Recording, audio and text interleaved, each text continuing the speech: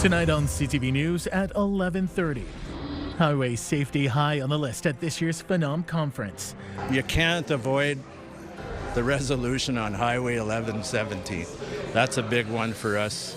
Policing and amendments to the Mental Health Act, other big issues. Plus, street sweeping gets underway across Sudbury. This year we have about roughly the same amount of sand as we have last year. Sweepers will be picking up 53,000 tons of sand across city streets. And hospital admission wait times increased by more than 50%. A system under immense strain. We'll have more on the report and subsequent debate today at Queen's Park. CTV News at 11:30 with Ian Campbell and Rick Wyman with weather. Good evening. Thanks for staying up with us. A plea of guilty today in connection to a fatal stabbing back in February 2024. CTV's Elena Everson has more tonight on an emotional proceeding involving families that know each other at the Sudbury courthouse. 32-year-old Bradley Pelche pled guilty to manslaughter at the Sudbury courthouse in relation to the stabbing death of 21-year-old Eli Jackson in February of 2024. A lesser charge to second-degree murder. The judge heard Pelche and the victim had been drinking and there was a fight over dirty dishes in the kitchen. Jackson was stabbed 11 times while Pelche sustained injuries to his ear and face. In an interview with police after the stabbing, Pelche told investigators it was the victim who attacked him. He told them, "It wasn't my plan. Nothing I can do to change what happened. I'm sorry." The judge heard at this point the Crown and the defense are not in agreement about the penalty Pelche should face. A pre-sentence and GLADU report was ordered. A date for sentencing will be set June 23rd. To begin the proceeding today, the courtroom was smudged and there was a prayer song to bring peace, because the families of the people involved know each other. Elena Everson, CTV News, Sudbury. Sudbury police say they are not laying charges against the driver in a collision that killed 17-year-old Grace Ranger. The teen was killed April 16th after she was struck by a vehicle. Police say they have confirmed Ranger had been in an altercation with another girl just before she was hit by a car. The altercation took place on the sidewalk a distance away from the crosswalk where the crash happened. Police say there were insufficient grounds to support driving-related charges, adding there was limited lighting in the area. The altercation is still under investigation. Expect highways to be high on the docket this week at the Federation of Northern Ontario Municipalities Conference, now underway in Timmins. CTV's Lydia Chubak has more. State your name and the community you represent, please. Phenom President and Kapuskasing Mayor Dave Plourde says he's pleased with the turnout so far at this year's conference. It's carried. Many mayors attended this morning's AGM, though the mayors of the 5 largest northern cities were not present. We represent 110 municipalities. I would say that probably 3/4 of them are here today. Certainly there are going to be some that aren't going to be around. Registrants voted on 5 key resolutions. You can't avoid the resolution on Highway 1117. That's a big one for us. This winter was a hard one. We saw a lot of accidents, a lot of victims, a lot of pain and suffering. Something's got to be done. Phenom is also asking the province to establish a $100 million Northern Ontario policing grant. Salaries are going up and the cost of policing is going up. And it doesn't mean because we're a smaller municipality that we don't have things to deal with. Other resolutions call for amendments to the Mental Health Act to allow for time-limited medically supervised compassionate intervention, after-hours mental health and addictions crisis response coverage, and the creation of industrial, commercial, and institutional recycling depots. Cochrane's mayor says all those resolutions have merit, but adds infrastructure investment remains a major priority. We have huge mining development in the region. Forestry is an industry that we're working very hard on reestablishing, which will be as big as mining at some point. That's bringing thousands of people to the region with their families. We have no place for those people to live. Regardless of the issue, the mayor of Espanola says northern municipalities need to speak with a united voice when advocating to the province. We have worked with all our municipalities in our area, and we also really working with all the Indigenous reserves and people, because that's all part of it. We know we can't do it alone. And if we don't work together, you don't make it. The Phenom Conference continues over the next 2 days at the McIntyre Community Centre with at least 6 addresses from provincial cabinet ministers on Wednesday. Lydia Chubak, CTV News, Schumacher. The court case for a Sudbury City Councillor and mayoral candidate has been pushed until September, 1 month before the municipal election. Bill Leduc faces 9 charges of violating the Municipal Elections Act. The charges stem from the 2022 municipal election connected to financing and fundraising. The judge has deferred the case until September 21st to either set a trial date or reach a resolution.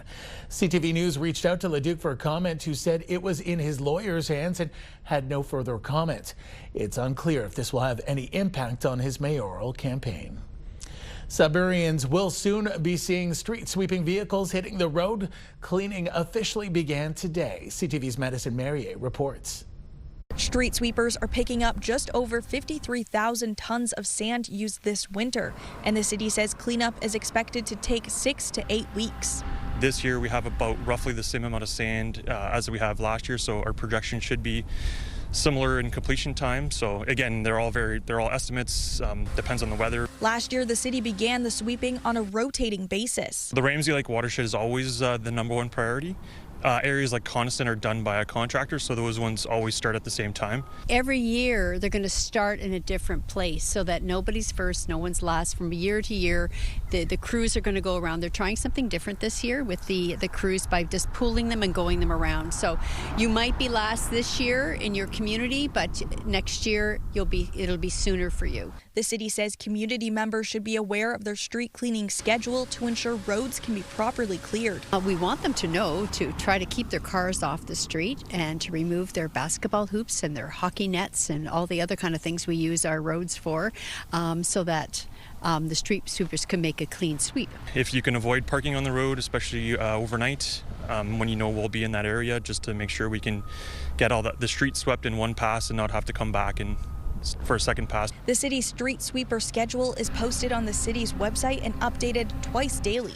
Madison Merrier, CTV News, Sudbury. A warning for West Nipissing residents. Even with recent flooding, the region is still dry. It comes from the West Nipissing Fire Department, which says it responded to 5 brush fires from April 20th to May 6th. All this while the community has been dealing with a state of emergency and localized flooding. The fire chief says forests and vegetation have not yet regained full moisture. I'd like people to keep in mind, again, the bylaw states there's no daytime burning. Burning is only permitted after 6 o'clock at night. Permits are required for anything larger than a campfire, and to be very careful with the wind conditions and how dry it is during the daytime. There is a bylaw in town that regulates open air burning within the municipality. Anyone caught violating it could be subject to fines or finding themselves invoiced for the costs associated with the fire. Construction at North Bay's wastewater treatment plant will begin this week. Minimal impacts are expected, but several infrastructure projects will create increased activity and noise along Memorial Drive and Cape Pace Way. The work of the wastewater treatment plant will include roof replacement and some smaller system upgrades. Major upgrades are expected this fall and will replace a key intake component. Safety organizations are urging people to be careful around the water, especially at this time of year, after a 2-year-old child fell into the Ottawa River and drowned Friday night near the nation's capital. CTV's Dylan Dyson has more. It's a terrible tragedy that a 2-year-old died after going into the Ottawa River Friday evening. Now, Life Saving Society Ontario is sharing key information for this time of year to ensure this doesn't happen to anyone else. The organization says many drownings involving children under the age of 5 happen when there is a lapse in attention, such as checking your phone or having a conversation. And this can happen around any body of water, whether it be a river, lake, pool, or the bathtub. Life Saving Society Ontario says 68% of drownings happen between May and October, and many of these occur when people are not even intending to be in the water. Near rivers and places where there are embankments, it is possible for that soil to be very loose and for it to just give way under your feet. So we want people to be very cautious. Make sure if you are exploring and you're out doing that, you're doing so safely. It's always a great idea when you're going near a waterway specifically to explore to wear a life jacket. Another key piece to go along with wearing a life jacket is always having children within arm's reach around water. The organization is also reminding that at this time of year, when people are eager to get back outside, open water can still be very cold and fast moving, and that can restrict you from swimming as well as you may be able to later into the season. At Queen's Park, hospital admission wait times were a topic of debate today in response to a new report finding they have increased by more than 50% in the past 5 years. CTV's Siobhan Morris has details. It's a new peek into Ontario's hospitals, showing growing wait times and deepening deficits, or as the report's author describes it, a system under immense strain. The data compiled by the left-leaning Centre for Policy Alternatives finds in 2020-21, 90% of patients spent 29 hours in emergency departments waiting to be admitted. By 2024-25, that was up to 44 hours, a 52% increase. The longer patients languish in the emergency department waiting to be admitted, the risks of deteriorating health status and poorer outcomes increase. A spokesperson for the Minister of Health calls the report misguided, with Sylvia Jones touting spending increases on hospitals. We all have a responsibility, hospital leadership and government, to make sure that that money is being spent appropriately. No one is operating a more efficient system, but as the aging, growing population hits it, it just can't cope. You hear that same pushback from opposition leaders. Hallways, broom closets.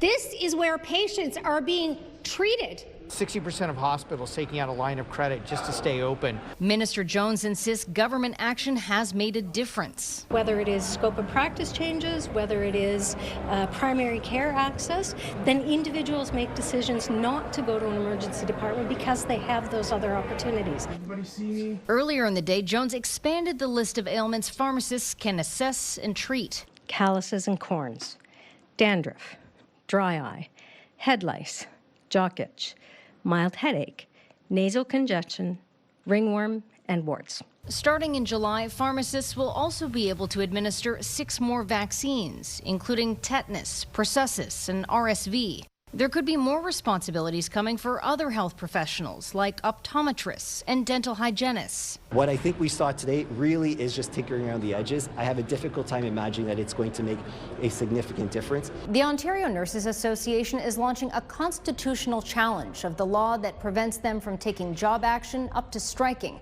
something nurses in other provinces can do. The Minister of Health says she supports the work that nurses do, but she's going to let the legal process play out. At Queen's Park, Siobhan Morris, CTV News. Time now for a short break here on CTV News. Coming up, Rick will have your full weather forecast. For now, a look at the current conditions, and it is cooler than average, actually below zero in some areas like Wawa, Chapleau, and Sault Ste. Marie.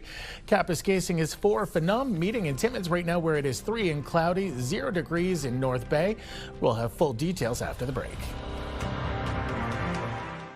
I think it's safe to say we all survived weekend weather. Not the best, and of course I apologize once again to all the mothers watching this evening. It could have been better, but it will get better. But first, we still have a little bit of precipitation to deal with and some cooler temperatures. We see that band of low pressure moving in. This is how it's going to look like on Wednesday morning at around 8. We'll get into some of the details. Maybe tomorrow we'll have some further information as to the total accumulation of precipitation. By supper time Wednesday, it'll hang around for a while, but it will get better. 7-day numbers now. Sudbury, Nickel Belt, periods of rain tomorrow at 10. Now the rain late in the afternoon, just like Sault Ste. Marie. Wednesday, chance of showers at 60%. That's a pretty good bet. Also at 10. 16 Thursday, it's warming up. Cloud cover Friday, 17 sun and cloud. Saturday, chance of showers at 19. Sunday, beautiful Sunday, sun and cloud, and 20. That's actually above normal temperature for this time of the year. Sault Ste. Marie, Algoma, periods of rain tomorrow at 7. Showers on Wednesday at 11. 15, getting warmer. Sun and cloud. Friday, chance of showers. Saturday, chance of showers, both days at 15. Then beautiful Sunday, sun and cloud, and 16, which is bang on normal for this time of the year. Timmins, Cochrane, Kapuskasing, mainly sunny tomorrow, 14. Chance of showers on Wednesday, 12 degrees. 15 Thursday, sun and cloud. Chance of showers for a couple of days, Friday, Saturday at 17. Then 18 Sunday, some sun and cloud, well above normal by a couple of degrees. So things are looking up in the month of May. Temiskaming Shores, Kirkland Lake, it is a long weekend approaching, by the way. Mainly sunny for tomorrow at 11. Chance of showers Wednesday at 10. 16 Thursday, cloud cover. Friday, some sun and cloud, 17. Chance of showers Saturday, 19. More 19-degree weather on Sunday, sun and cloud. That's also above normal for this time of the year. And Monday, you've got some sun and you've got some cloud and 18 degrees. North Bay, West Nipissing, mainly sunny tomorrow, 13. Chance of showers Wednesday at 10. 16 Thursday, sun and cloud. More sun and cloud Friday, 17. Chance of showers Saturday, the odd sunny break, 19. And 20 on Sunday, sun and cloud. So Ian, just like Tony wanted, some warmer temperatures, better weather than what we experienced this past weekend. It's coming in a couple of days. Back to you. Looking good. Thanks, Rick. One of Sault Ste. Marie's biggest tourism attractions is having issues with its infrastructure. As CTV's Corey Nordstrom tells us, the Canadian Bush Plane Heritage Centre is in need of millions of dollars to fix its leaky roof. Aircrafts, automobiles, and plastic buckets? The newest fixture of the Canadian Bush Plane Heritage Centre is one that officials wish they didn't have on display. The roofing material is original to 1948. Things get a little leaky after that much time.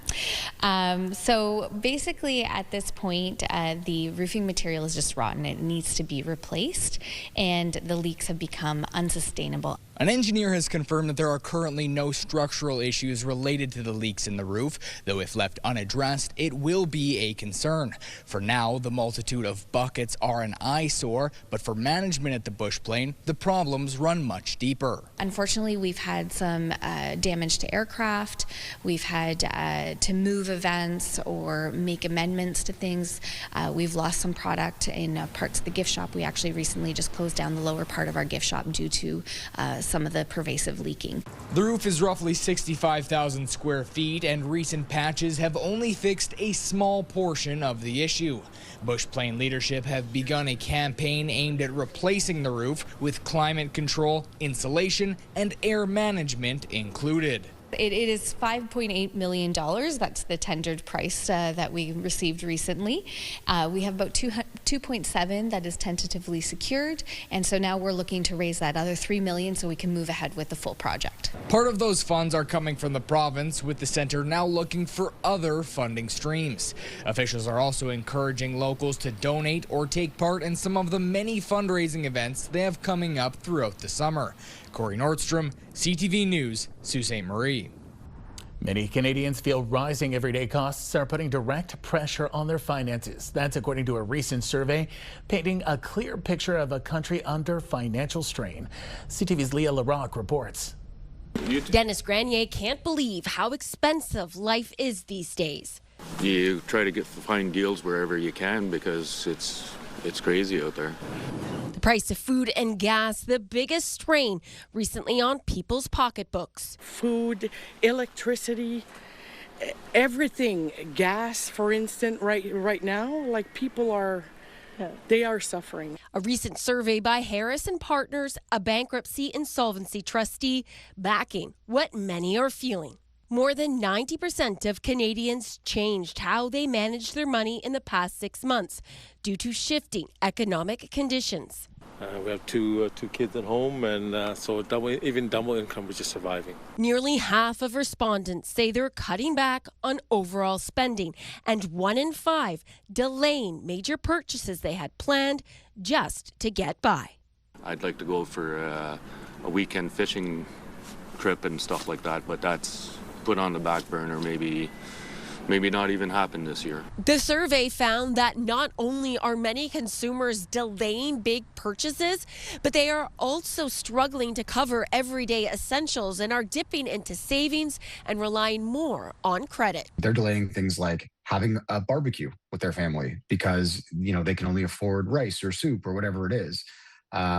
delaying maybe going to a doctor's appointment that's a little out of the way because they can't afford the gas. Harris and partners saying the summer is also when people can typically start saving. But this year is different. The result that we got that was like the most shocking to me is that 91% of the people said that the financial change to them was out of their control. Everyone looking for ways to save, including the Breslavs, who did the math and the planning ahead, hoping to stay ahead. We're from Shawville, so we come to the city once a week and do Costco. Leela Rock, CTV News. Still ahead tonight on CTV News. Dozens gather in Sudbury to mark Organ Donor Awareness Month. Stay with us.